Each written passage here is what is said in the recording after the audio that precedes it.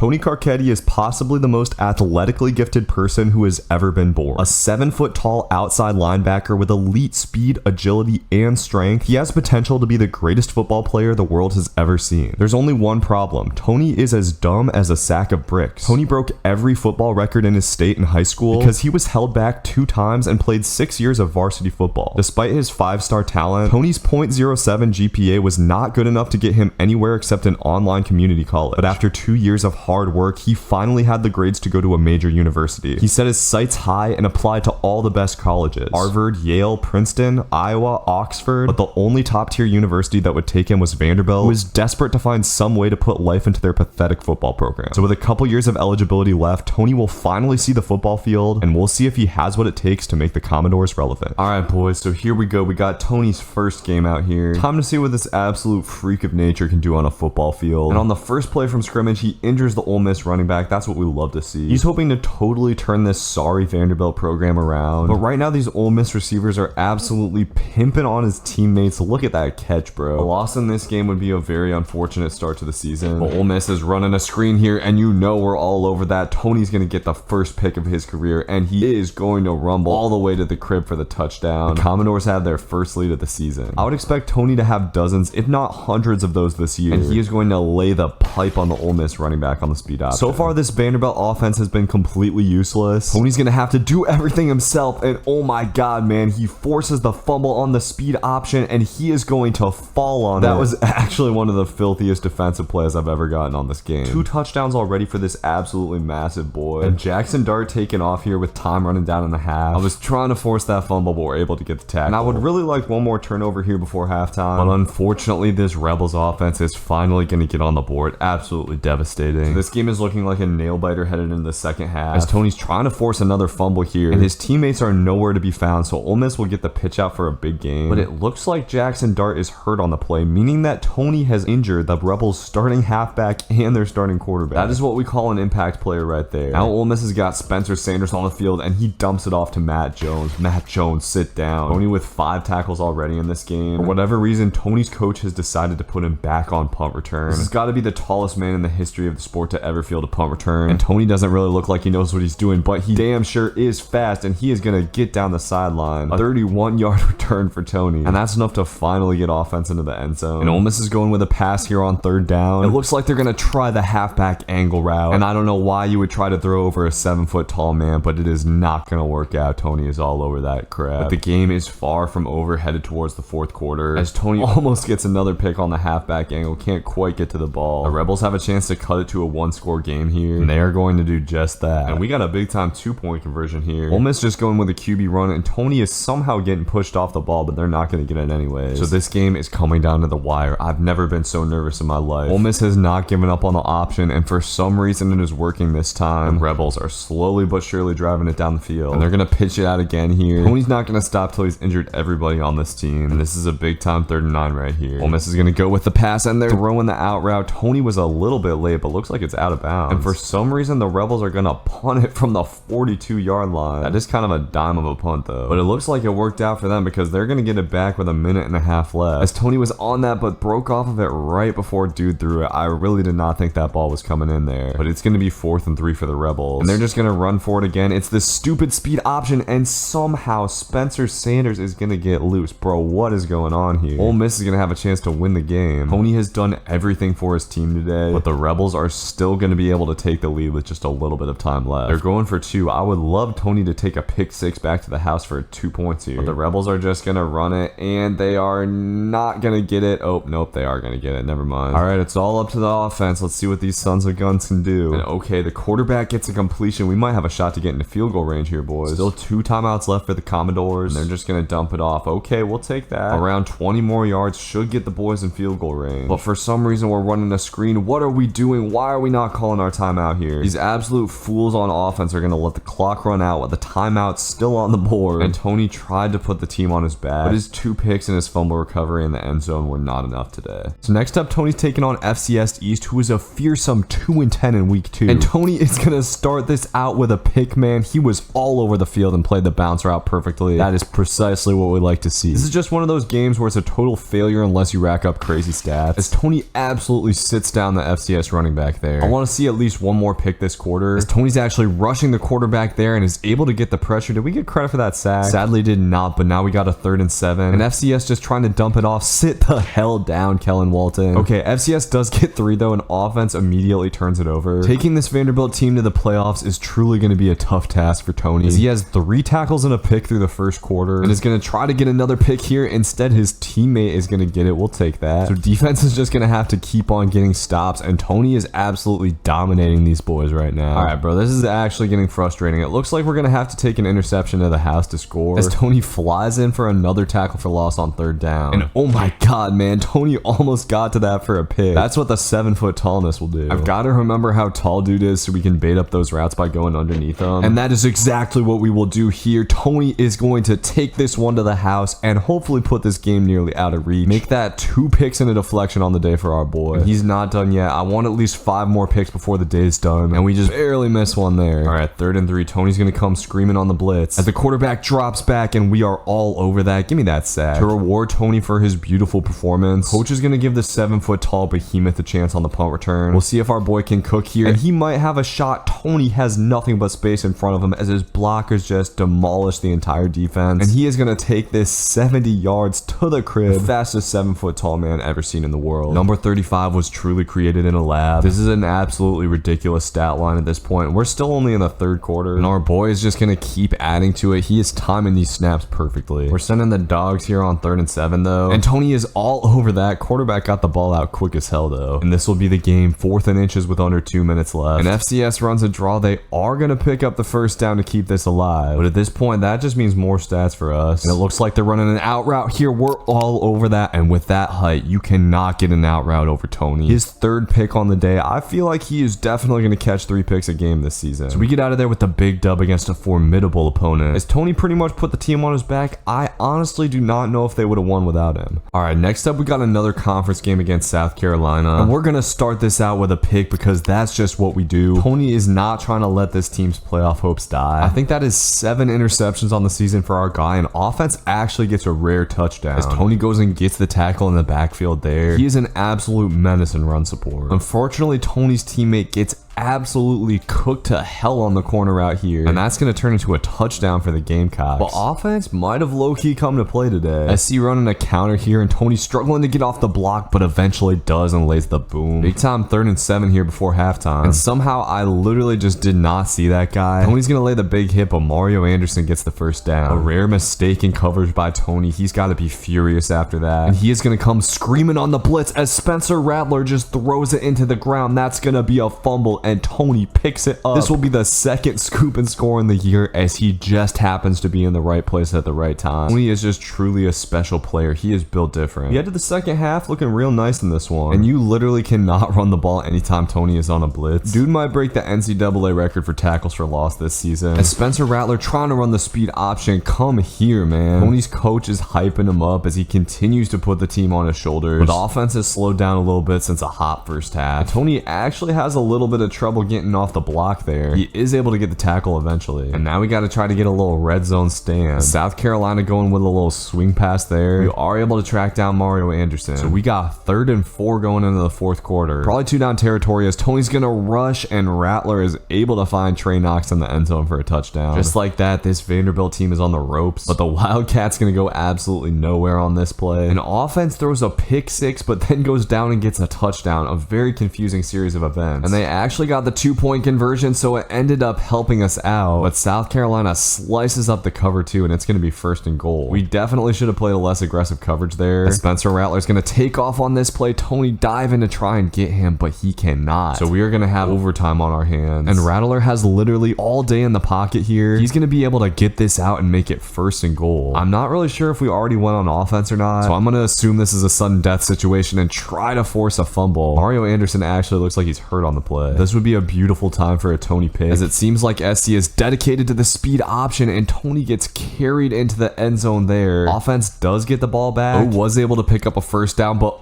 the quarterback's getting bum rushed here, and he is going to fumble the ball. The Gamecocks recover, and that'll do it. Despite Tony's great game, Vanderbilt is not able to pull out the dub. So after the upsetting loss, we're taking on UAB, and I have a feeling that Tony's going to play angry today, trying to steal his teammate's tackle there. He's going to be screaming on the blitz on 3rd and 6, and that's going to be short of the stick. But somehow offense gives up a safety. You got to be kidding me, bro. We somehow always get trapped with the bummiest offenses in Road to Glory, and we have to make up for it. Tony intercepts the drag route. Do not try to throw over this man. He will take that to the bank every day. And just like that, we're looking pretty good. UAB running the counter, and we're all over that. It's actually hilarious how much bigger Tony is than literally everybody else on the field. But coming on the blitz again here, he is going to get stiff-armed in the damn face by the quarterback. How does that happen? Seems like Tony might just need to get in the weight room a little bit. Getting punked by the UAB quarterback is a tough look, and we try to get revenge here, but dude slides down like a scrub. The Blazers are actually kind of threatening to score here. We need to put a stop to this immediately, as they're running the triple option. Sit the hell down, bro. These dudes are going to have to pass the ball again soon enough. Running the draw here, we're on it again. Okay, this is Tony's time to shine on 3rd and 9. And what do we got here? A little vertical action. We should have that box. It looked kind of scary. And we take a 14-5 lead, a grimy score for UAB. And they've actually got a big run going here. We're going to have to track that down all the way from the other side of the field. Tony is really trying to put the team on his shoulders today. And oh my god, he is all over this again. I don't know why teams keep throwing his way at this point, but nobody is going to catch our guy. UAB's team is slow as hell. I don't even have the turbo on, and we're going to get this to the crib. So 2 picks in the first half. That's what we like to see. Quarterback taking off here, and this time Tony is able to make the tackle. Thank you very much. I'm surprised these dudes are even passing the ball before half. And okay, they're actually just going to run it here. So we come out in the second half with a pretty nice lead, and Tony absolutely assassinates the wide receiver coming over the middle. Asking some poor 2-star recruits to play against this kid is just not fair, and we're all over that quarterback sweep. All right, big time 3rd and 12. This is where we got to stomp out any hopes of a comeback, and they're running a screen. You absolute idiots. We will take that, and we will take it back the other way. Tony is scoring all of the points for his team right now, and that should put UAB in the ground. I'm trying to get one more before we get out of here, though. Tony's not out of the game yet, and UAB is going to try him deep here. Why not pick up a 4th interception? I'm trying to get out of here. Let me hit a nice little back juke. If we found a way to take that back, that would have been crazy, and that'll set the school record for interceptions in a game. So Tony ends up having his best day yet. 4 interceptions to close out the video, and I will see you on the next one. Peace.